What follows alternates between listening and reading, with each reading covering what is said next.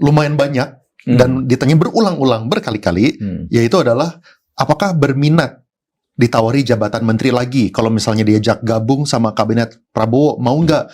Dan Bapak ingin menteri apa kalau misalnya bisa pilih? Prof, kenapa nggak masuk ke kabinet Pak Prabowo? Ini cuma 3, kalau misalnya saya bacain kepanjangan semuanya. Gini ya, saya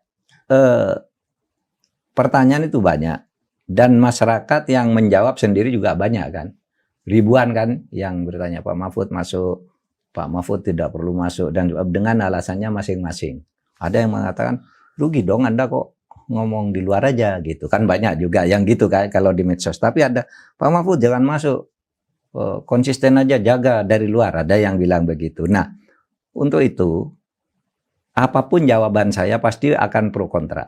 Oleh sebab itu, atas pertanyaan itu saya hanya akan menjawab nanti kepada orang yang menanyakan itu kepada saya jika orang itu memang berwenang mengangkat atau memberhentikan pejabat. Kalau pertanyaan umum terlalu banyak pertanyaannya bagi saya.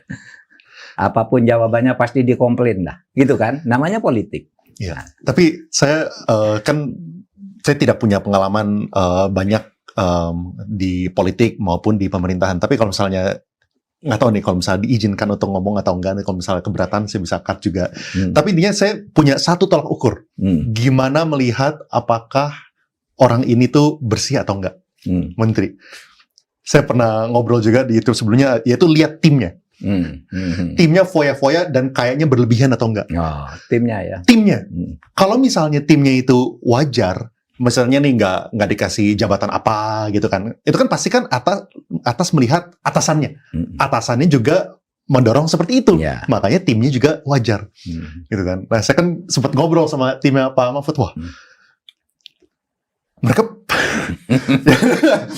gajinya nombok. Nah itu saya mau ngomong tapi saya kan nggak berani ngomong. Gajinya nggak cukup. Iyalah, uang negara kan nggak boleh diambur-amburkan. Kalau mau ngabdi ke negara bersama saya, jangan minta fasilitas apa-apa yang sudah ditentukan jumlah maksimalnya oleh negara. Dan itu berarti tidak cukup sebenarnya kalau mau produktif betul. Ya, dan sebenarnya kan kalau misalnya kita bicarakan saat di negara, oke, itu benar. Tapi kan setelah, bahkan setelah Pak Mahfud keluar, bahwa mereka masih bersama Pak Mahfud dengan gaji yang mungkin kalau misalnya apply tempat lain yang bukan untuk menyuarakan tentang ini semua, bisa mendapatkan lebih tinggi gitu sebenarnya kan. Karena yang diperjuangkan ide, bukan materi. Mereka, teman-teman saya ini